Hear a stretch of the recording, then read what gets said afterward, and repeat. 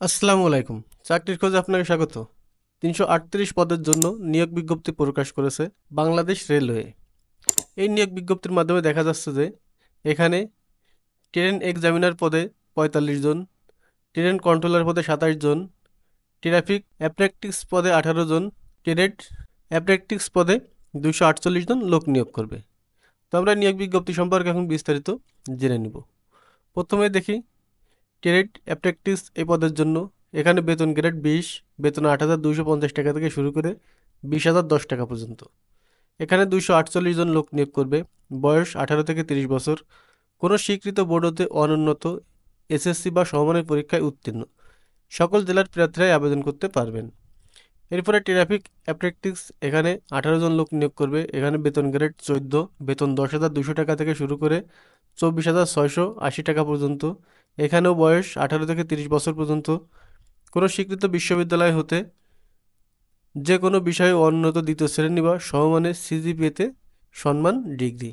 Train controller এখানে বেতন grade ১২, বেতন ১১,৩০০ টাকা থেকে শুরু করে ২৭,৩০০ টাকা পর্যন্ত। এখানে ২৭ জন লোক নিয়োগ করবে।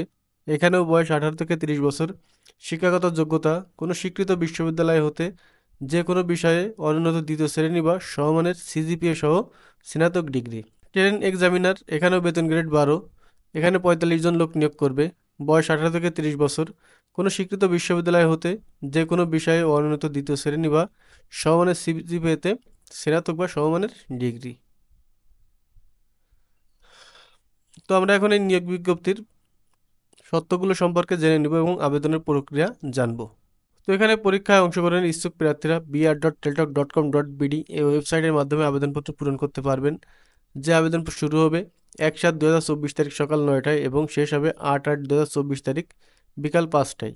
আবেদনের পরবর্তী ৭২ ঘন্টার মধ্যে SMS এর মাধ্যমে ১, ২ ও ৩ নং পদের জন্য পরীক্ষার ফি বাবদ ২০০ টাকা এবং টেলিটকের সার্ভিস চার্জ ২৩ টাকা সহ মোট ২২৩ টাকা এবং চতুর্থ পদের জন্য পরীক্ষার ফি ১০০ টাকা এবং টেলিটকের সার্ভিস চার্জ ১২ টাকা সহ মোট ১১২ টাকা প্রদান করতে হবে। আর আপনি যদি এই নিয়োগ বিজ্ঞপ্তি সম্পর্কে বিস্তারিত জানতে চান তাহলে আমাদের ওয়েবসাইট dailychakrirkhoz.web.app এই সাইটের মাধ্যমে আপনি পিডিএফ ফাইল পেয়ে যাবেন। সেখান থেকে পিডিএফ ফাইলটি ডাউনলোড করে বিস্তারিত দেখে নিতে পারেন।